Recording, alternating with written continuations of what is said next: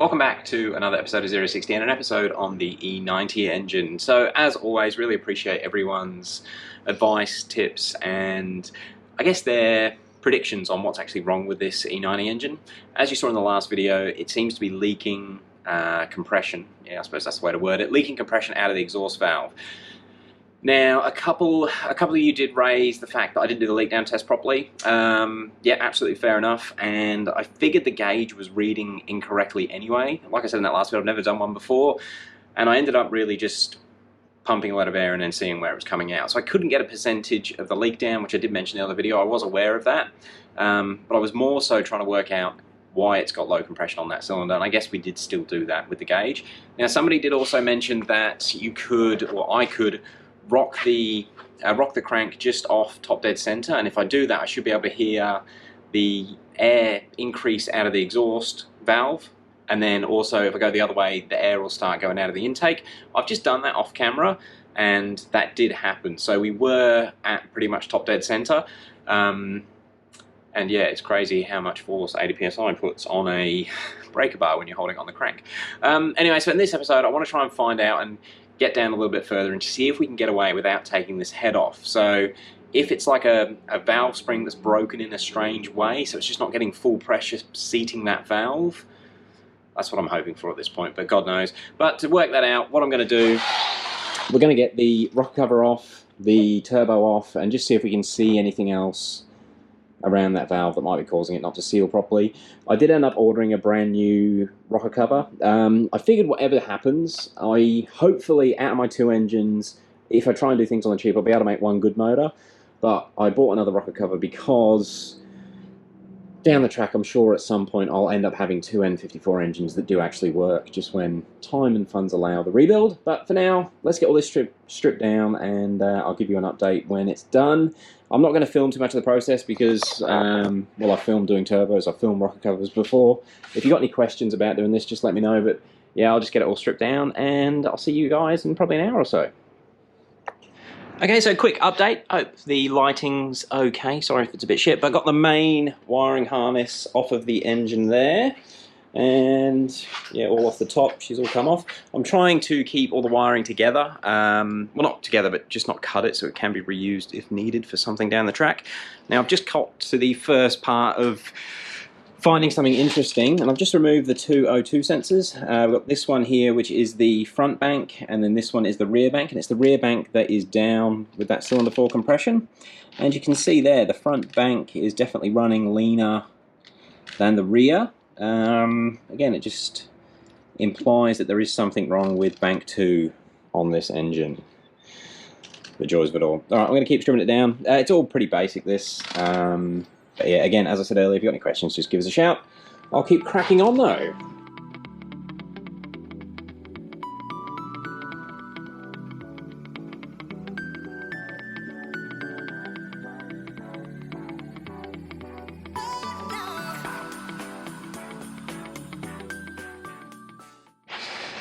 So I thought I'd film taking the rocker cover off in case we get any interesting revelations as it comes off. One thing, the earth poles, which there's 3 on a N54 rocker cover, the back one would not come out, which is weird.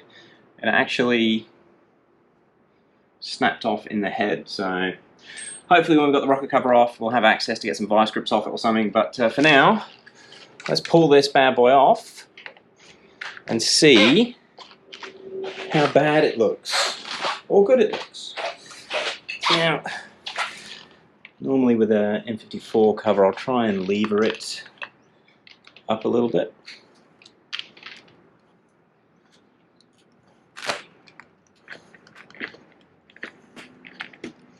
Normally what I do is lever them in a few places, then realise that I haven't undone all the bolts.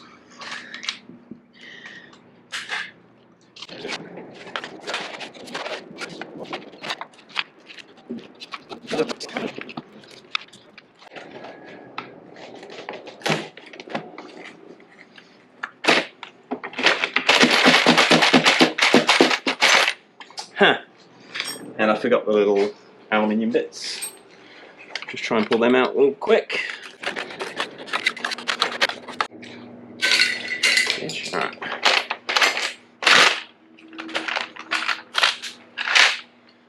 Try not to make a mess. I'd say rocker cover was only just holding. It didn't actually appear to be leaking, but it is gone rock hard. Alright. What can we see? Well guys, rocker cover is off, and in regards to like oil, cleanliness and dirt and carbon buildup, it actually looks quite clean inside the engine, which is nice. However, cylinder 4 exhaust valves, those two there, cannot see anything visually wrong with them. I've turned the engine over a couple of times.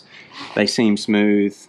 There's no evidence of any issues with them on this side. Checked how they're seating on the lifters under here. Everything looks normal. So it could be a matter of a bent valve or a burnt valve maybe. Next in line is to get the turbos off to have a look through the exhaust ports. However, I started to take the downpipes off just before, and I was like, oh, this is a bit difficult. It's really hard to get the rear downpipe off, and I couldn't get the clamp to unclip, and it turns out that, hopefully you can see up in here, but the turbo is actually bent. So there's now not enough space between the block and the turbo to get the V-band clamp off that holds the downpipe on. So obviously I knew it had the impact here, but this sits, it's got the steering rack, like there's a good, I don't know, 4 inches, maybe 5 inches between that and the side of the engine bay. So for that to get crushed, I mean, that means I had to have a 4-inch hit, which is about what I thought, but I wouldn't have expected it to bend the turbos. Mind you, maybe it's cracked the bloody head or something. God knows. But yeah, long story short, the turbine is about 5mm closer to the head than it should be, which is not ideal. So I guess these aren't cast iron manifolds. They're that bloody flow form twin wall thing, so maybe they're not as strong as a cast manifold, but pretty gnarly that it's bent that, definitely. Anyway, I am going to keep disassembling and I'll give you an update shortly. Alright guys, so I've undone pretty much everything apart from the last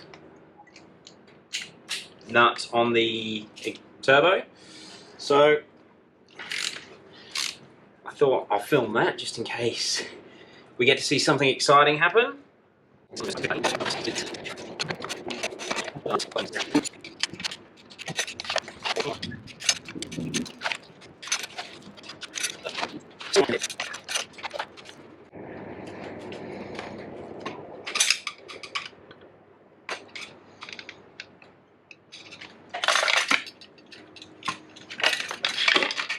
Hey, we're free. And it's got oil in it. I'm just going to put it outside. Let's see if there's anything shining at us here. Yeah, I was genuinely worried that the impact might have hit or done some damage, like cracked the head or something bizarre like that. It actually looks alright. In fact, I'd say that looks absolutely fine.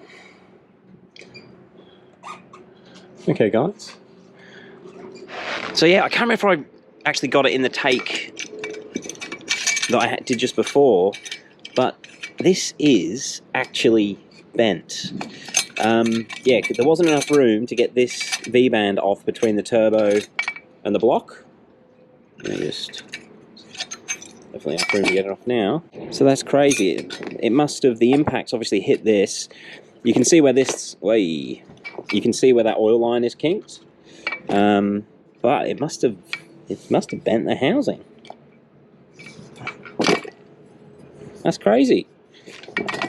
You got to be careful when you're buying crashed vehicles. Anyway, let's get on and see what this valve leak's doing. Well guys, I've got the leak down tester back in there. I'm going to pressurize the cylinder again, just see if it's coming out of both valves or one valve. It's not really going to do anything. The fact that the spring is fine, it's going to mean the head's going to have to come off, I guess. But in the interest of learning, see what we can find out.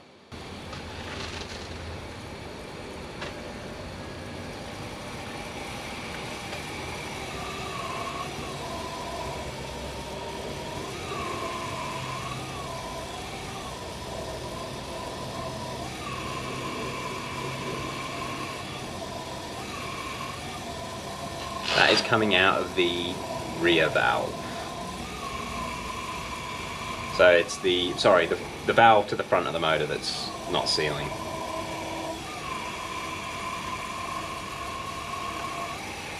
That's got 30 psi going into it.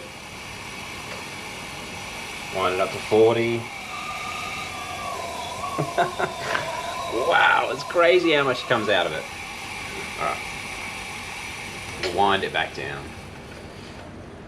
Also, now I can see the valves through the rocker cover. I can also tell when it's definitely on the compression stroke, and it is on the compression stroke that time. Definitely top dead center. There's just a problem with one of those valves. So it's either going to be, I guess, and this is a guess, a burnt valve or damaged valve seat. But unfortunately that means the head has got to come off and it's going to have some work done to it.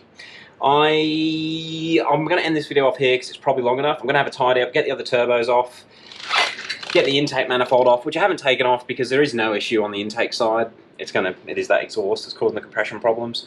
I'm going to drop the oil out of it, and I've left the oil in case we were going to do another compression test, but there's no point.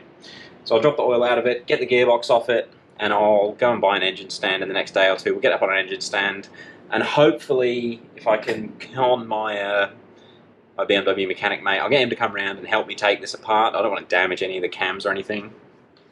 So I'll get him to help me take it apart, and we'll have the head off and we'll have a look inside in the next couple of days. Thank you very much for watching. Again, no useful information from this video.